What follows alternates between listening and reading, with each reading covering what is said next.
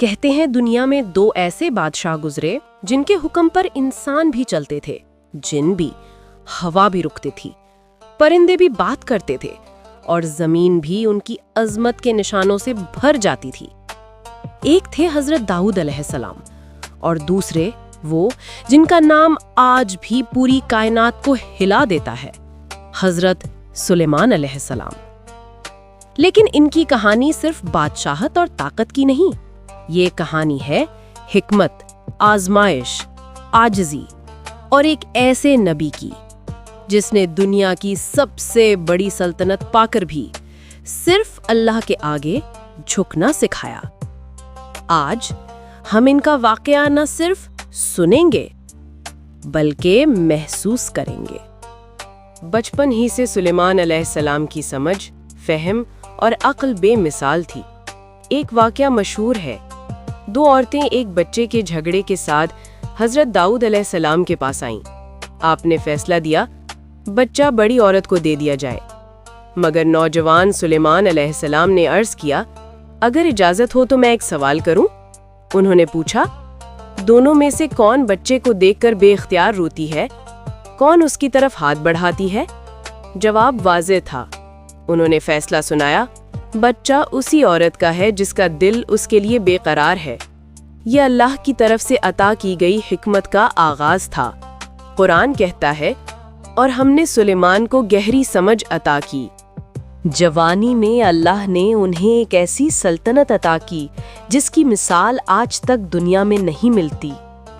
انسان ان کی فوج میں، جنات ان کے ماتحت، پرندے ان کے فرما بردار، ہوا ان کی سواری۔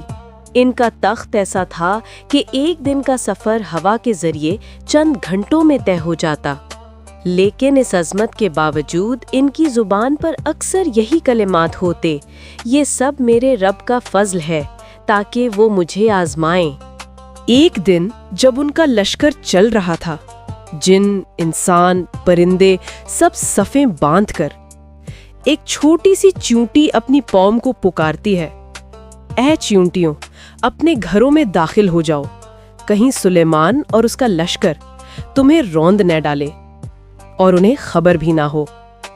سلیمان علیہ السلام یہ سن کر مسکرائے اور عاجزی سے دعا کی، اے میرے رب، مجھے اپنی نعمتوں کا شکر گزار بنا دے۔ اتنی بڑی سلطنت کا مالک اور ایک چیونٹی کی بات پر اتنی نرمی، یہی نبوت ہے۔ ایک دن انہوں نے پرندوں کی حاضری لی، تمام موجود تھے سوائے ہدہد کے۔ آپ نے فرمایا، ہدہد کہاں ہے؟ اگر معقول وجہ نہ بتائی تو اسے سخت سزا دوں گا۔ کچھ دیر بعد وہ آیا، ہانپتے ہوئے، اور عرض کیا، میں ایک ایسی قوم سے آیا ہوں جہاں ایک عورت بادشاہت کرتی ہے، اس کا نام بلقیس ہے۔ اس کے پاس عظیم دولت ہے، لیکن وہ اور اس کی قوم سورج کو پوجتی ہے۔ سلیمان علیہ السلام نے فرمایا، ہم دیکھتے ہیں تم نے سچ کہا یا جھوٹ۔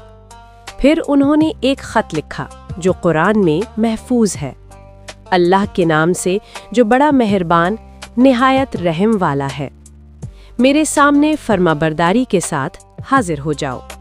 بلقیس نے اپنے وزیروں سے مشورہ کیا۔ انہوں نے کہا، ہم طاقتور ہیں مگر فیصلہ آپ کا ہے۔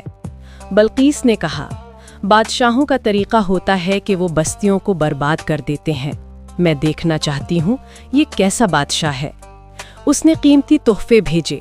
جب وہ تحفے سلیمان علیہ السلام کے دربار میں آئے، آپ نے فرمایا، کیا تم مجھے دولت سے آزمانا چاہتی ہو؟ جو اللہ نے مجھے دیا ہے وہ تمہاری ہر چیز سے بہتر ہے۔ بلقیس سمجھ گئی، یہ کوئی عام بادشاہ نہیں، یہ اللہ کا نبی ہے۔ وہ خود سلیمان علیہ السلام کے دربار کی طرف نکلی۔ سلیمان علیہ السلام نے جنات سے فرمایا، کون بلقیس کا تخت میرے پاس لا سکتا ہے اس کے آنے سے پہلے؟ ایک جن نے کہا، میں لے آؤں گا آپ کی مجلس ختم ہونے سے پہلے۔ لیکن ایک ایسا شخص جس کے پاس علم کتاب تھا کہا، میں پلک جھپکنے سے پہلے لا دیتا ہوں، اور اگلے لمحے بلقیس کا تخت دربار میں موجود تھا۔ سلیمان علیہ السلام نے فرمایا، یہ میرے رب کا فضل ہے۔ جب بلقیس دربار میں داخل ہوئی تو اس نے اپنا تخت पहचान लिया। फिर उसे शीशे के फर्श पर चलने को कहा गया। उसने समझा ये पानी है और अपने पांचे उठा लिए।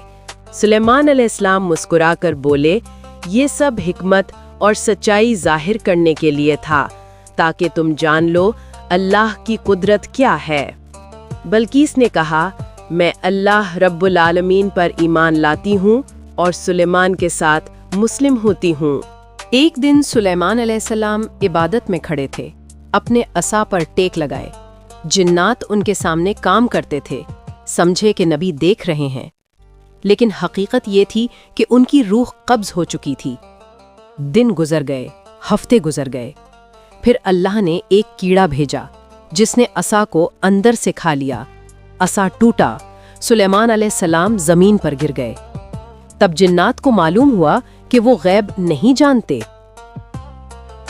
कुरान ने ऐलान किया, अगर वो गैब जानते होते तो जिल्लत वाले काम न करते रहते। हजरत सुलेमान अलैहिस्सलाम का वाकया हमें ये सिखाता है, ताकत हो या दौलत, ये इम्तिहान है। हिकमत सिर्फ इल्म से नहीं, दिल की पाकीज़गी से मिलती है। और हुकूमत का असल मकसद अदल और आजिज़ी है।